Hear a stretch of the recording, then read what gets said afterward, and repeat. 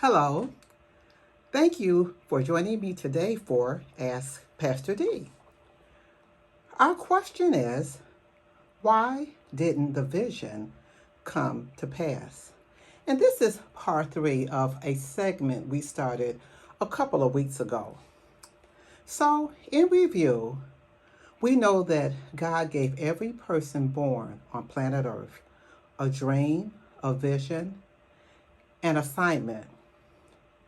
We have explored that this is something that we have to fight to accomplish. That dream, that vision, it doesn't just happen automatically.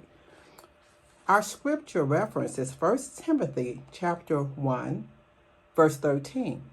It says, "Timothy, my son, I am giving you this command in keeping with the prophecies once made about you, so that by recalling them, you may fight the battle well." In other words, we take that vision, that dream that God has given us, and we use it to wage war, to stand firm when we feel like giving up. When we feel like, you know what, it's just too late. Let's just forget the whole thing. And I just want to just share a little bit here, just of my own testimony. 30 years ago, I knew I was called to ministry. And at that time, my husband was alive. He's up in heaven now. And I remember just telling him, I need to go to Bible college. I want to go to Bible college. I want to go to Bible college. And I'm just pressing him about this. And I'm praying. Like he would be upstairs in the bedroom and I'm downstairs praying. Oh, Lord, speak to him. And I know he said to me one day, he said, "Dolores, don't you know that if you were supposed to go to Bible school, don't you know that I would know that?" And when he said that, it wouldn't have been any more clear or sharper than if God himself had said it. Because it pierced my heart. I knew he was speaking thus saith the Lord. That dream was there. I wanted to go to Bible school. I wanted to get the training that I knew I needed. But his point was, now is not the time, and I'm not hindering you. And so I let that go to the side. Raise children. So 2 years go by, 5 years go by, 10 years go by, 20 years go by. I remember one day saying, "Well, Lord, you know what? I'm just too old now. I'm just too old. I'll just help some of these younger people. I'll just be faithful to push them and what you've called them to do." And the Lord waited another 2 or 3 years before he even told me to go to Bible school. But you know what? In things like this, when we keep pressing, we know that the only being that's gonna get glory out of dreams being fulfilled is God, our Father, our Lord Jesus Christ, and the Holy Spirit. Because he wants us to hold on. He doesn't want us to do it. We can't do it in our own strength. But if we trust him, the vision will come to pass. So I didn't graduate from Bible college until 2015. And I was one of the older ones in the classroom, but that's okay. And so I'm encouraging you, what is that dream that God gave you? Pick it back up. Don't let it fall to the wayside, because one day, we're going to stand before him. And this is not in any way trying to condemn anybody, because as long as we're alive, we can keep pressing. But one day we're going to stand before him, and we want to look into his eyes and know that we did what we were put here on planet Earth to do. Yeah, I don't want to be up there thinking, "Oh, if I coulda, woulda, shoulda," that Blue Ball song. I don't want that. I want to be able to quote this scripture, and this is one of my favorite scriptures. It's John chapter 17, verse 4. In the Message Bible, it reads, this was Jesus speaking when he had come to the end of his race here on earth.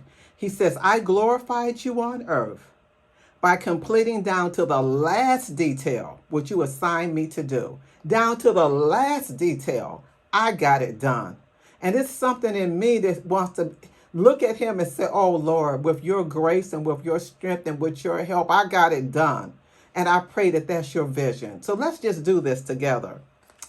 So, in our last segment, we talked about studying ourselves to see things, weaknesses in us that the enemy might use to try to get us off course. Now, we blame the enemy for a lot of things. Well, he did this, the enemy did that, and that's why this happened. But some of it, let's just tell the truth, it's us.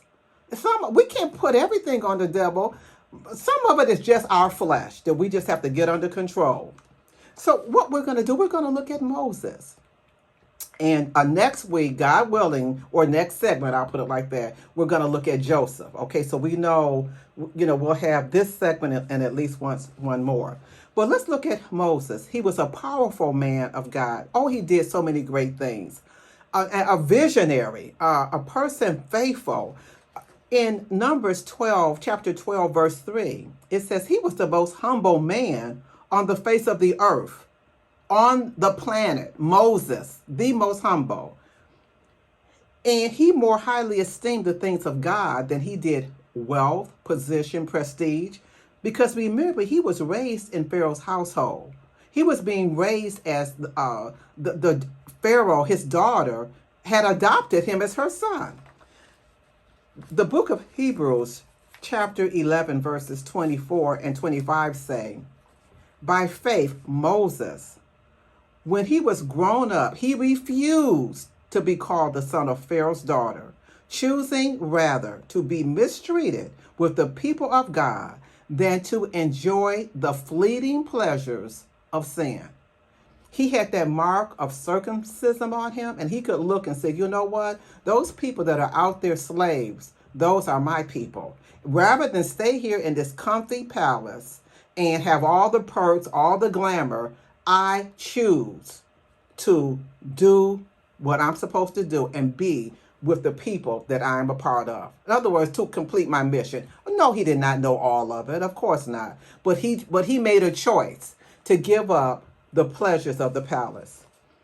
And then another thing about Moses, we know that he was very loving and forgiving. When his sister and his brother, they were angry with him because he had married a woman of a different race. He had married this Ethiopian woman, and they attacked him. And God was very angry about the situation. He was like, don't you know this is my this is my friend here, Moses, and you dare to attack him? But Moses interceded. He didn't want judgment to fall on her, even though the family, they were clearly in the wrong. There was no sin. There was no commandment against marrying a person of a different race. What the commandment was not to marry people of different belief systems. And that's for us today. So we can see that story in Numbers chapter 12 and verses 1 through 13. So Moses pursued the vision of leading the children of Israel out of Egypt. He was faithful in doing that. But do you know that when he got to the end, he did not go into the promised land? He did a great work, but that vision did not come to fruition in his life. He did not see the total fulfillment of it. And why was that? Because there was some anger that he needed to deal with. Now, that doesn't mean we can't be angry. The Bible says to be angry and sin not. That's Ephesians chapter 4, verse 26. But we just can't have uncontrolled anger. We just can't have things in us that our flesh is doing what it wants to do. Because to be in positions of authority and leadership and doing great exploits, God wants to be the one calling the shots, telling us what to do, and not our flesh flaring up. In Exodus 32, verses 19, Moses got so angry with the children of Israel that he took the original tablets that God had written the Ten Commandments on, and God wrote that out with his own hand, it says with the finger of God. Moses got so angry because the people, he became aware of the people being sinful and doing different things. He got so angry, he took the tablets, took them, and threw them and broke them. Angry. Now, did he have a right to be angry? Absolutely. But was that the way to deal with it? Okay. Now, we all know about, or most of us, many of us know about Moses getting angry another time and striking the rock twice when God told him to speak to it. That's Numbers chapter 20, verse 11. God told him again to speak to the rock. Moses got so angry with the people. They were whining and complaining. So he struck the rock in anger. And the Lord said, you know what? I'm not going to be able to you can't go in. You can't go into the promised land. So what was that weakness that kept Moses back, where he wasn't able to go in and see the fulfillment of what he had worked so hard for? His issue was anger.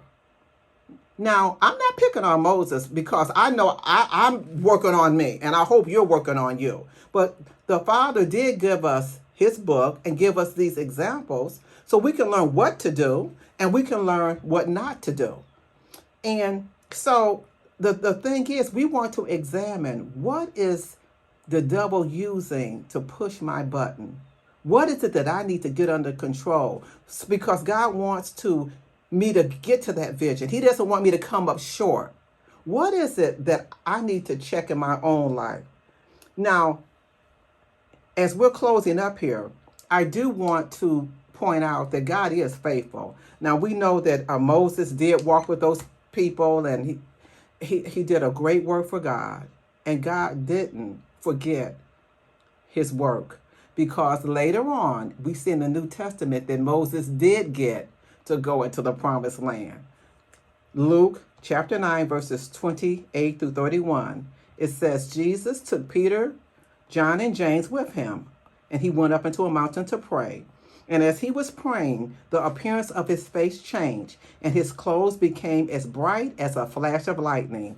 Two men, Moses and Elijah, appeared in glorious splendor talking with Jesus. They spoke about his departure, which he was about to walk into, which was about to come into fulfillment at Jerusalem. So God is faithful even when we miss it. There's no condemnation here. We are on a journey, and my goal for my life is to finish my course. No, if I coulda, woulda, shoulda. Okay, so God bless you. Thank you for joining me. I hope to see you at our next segment. Please send your questions to askpastordee at bloodwashchurch.com. See you next time. Bye-bye.